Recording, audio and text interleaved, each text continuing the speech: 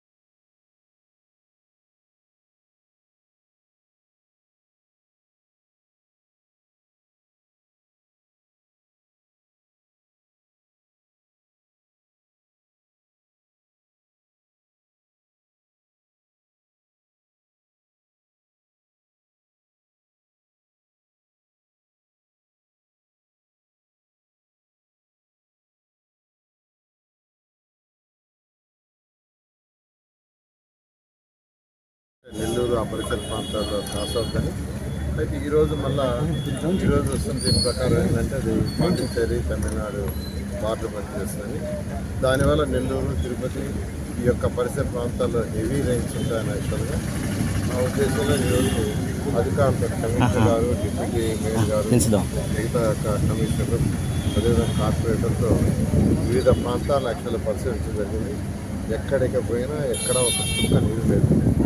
నిజంగా ఇంత చక్కగా సిట్లు తీయటం కానీ డ్రైన్స్ని మెయింటైన్ చేసిన అధికారులందరినీ నేను ప్రత్యేకంగా అభినందిస్తున్నాను.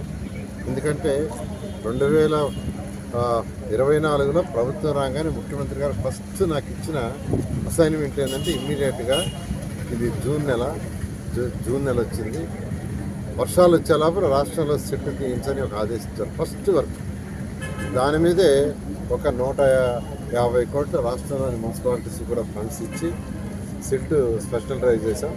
దానివల్ల గత తుఫాను వల్ల ఎక్కడ కూడా ఇబ్బంది లేకుండా జరిగింది. నెల్లూరు జిల్లాలో హయ్యెస్ట్ రెయిన్ ఇచ్చింది 11 సెంటీమీటర్లు, కానీ ఎక్కడ ఒక్క చుక్క కూడా నీళ్ళు ఇవ్వండి. దీనికి కారణం చేసిన పనులు, అంతేకాకుండా అనేకమైన పనులు ఈరోజు నెల్లూరులో యాక్చువల్గా డెవలప్ అవుతుంది.